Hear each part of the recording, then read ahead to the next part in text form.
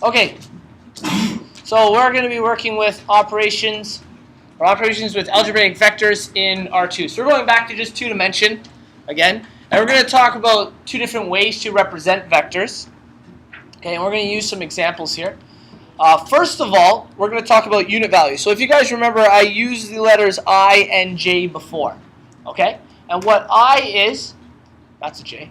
What I is a unit vector for the x-axis. Okay, and what it is unit vector. Does anyone remember what the magnitude of a unit vector is?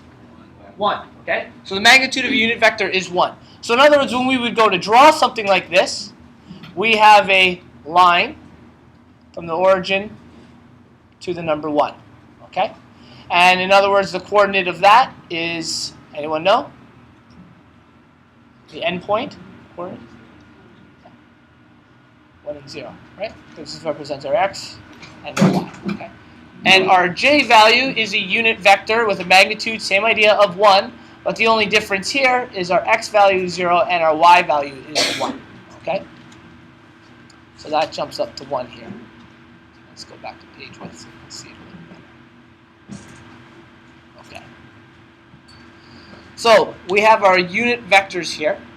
So there are a couple ways we can represent vectors when they're on a Cartesian plane. And what we're going to do is we're going to draw two arbitrary vectors, put them together, and show that how we can represent it through adding them in two different ways. So first vector I'm going to create, let's say we have, we'll call it OA and OB, simple enough. So let's change the color. So vector OA,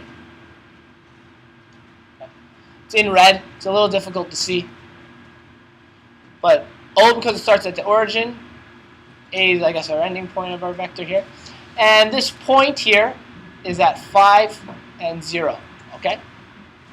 Now, does anyone know how I could represent vector I as a scalar? What is it? Yeah, I5, or usually put the number first, 5i. Okay? So this vector, because it has a magnitude of 5 and our unit vector is 1, this vector OA, okay, is technically equal to 5i. 5 times the magnitude of 1, which gives us our magnitude of 5. Okay? And the same idea with that. Let's say we have a vector OB. Okay? And it goes to here. And this point is at 7 and 0. How can we represent that with our unit vector j? 7j. Oh, yeah, thank you. I did write that backwards. 0, 7. How do we represent it with j? 7, yeah. So OB, or sorry, well, no, actually we write it like that. Because we're using unit vectors, it's fine. We don't need absolute value. OB is our 7j. Now, what that means, let's say we're going to add these two together. I want to add vector OA and vector OB together. Now, I know we're used to giving them names, and what we can do is I can call this vector A, and I can call this one vector B. Okay. So let's start with a little question with them. Let's say we're going to add vector A plus vector B. Well, this is equivalent to quite a few things.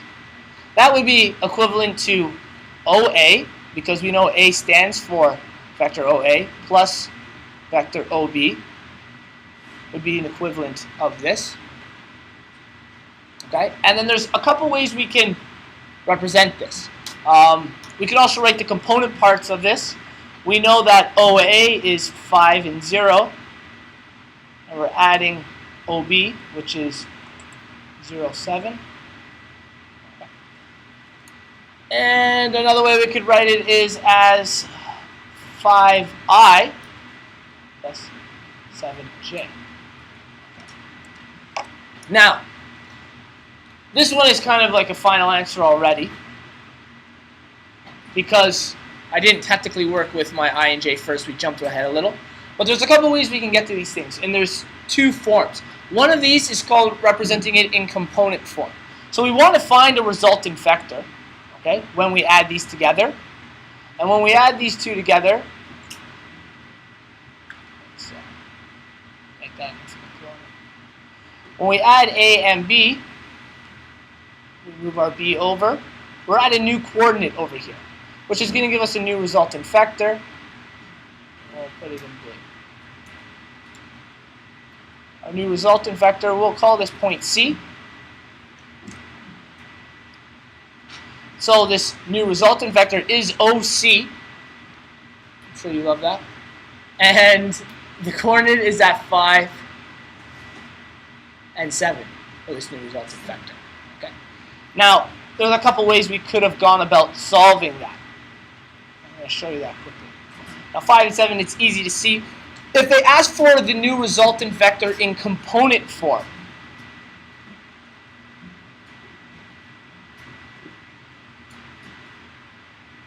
that means we're working with the coordinates. Okay? So component form, highlighted blue, and that's when they're talking about this. The other one they'll call is standard basis vectors, okay, or standard vectors. Our standard basis of vectors here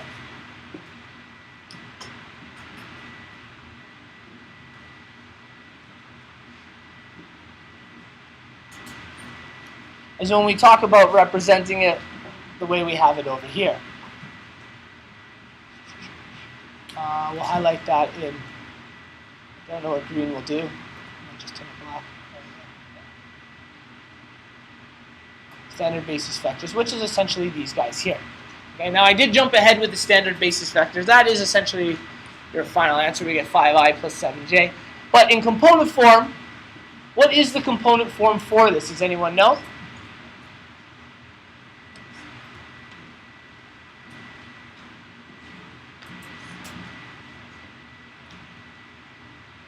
Zero plus 5. Close. The component form is what we're going to do is we're going to add up our points together to get a new coordinate. Okay? So what we'll do is we'll take these 2 points, and what ends up becoming is we take the coordinate, or the first x value, and the second x value, and the first y value, and the second y value. Okay? And what ends up happening is we take our x1 plus x2, and y1 plus y2. Okay? Now this one, because it's an easy example, it's very simple to see. We're going to have 5 plus 0 and 0 plus 7. Our component vector, our OC,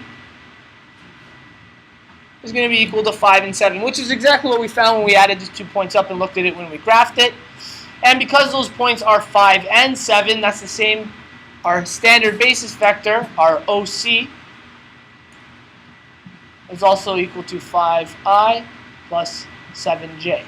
Now you can see that it's because standard basis vectors are a scalar of a unit vector, essentially the value of our x is going to be the scalar of that unit vector. So however far along we are on those lines is essentially the scalar or the number we're going to put in front of our unit vector. So it's quite easy to convert. 5, 7 is just 5i plus 7j. Had it been a negative, it would have been 5i minus 7j. It's quite straightforward when putting those two together. It's just 2 different ways to represent them. And in your book, they're going to ask you to represent them in different ways. Okay?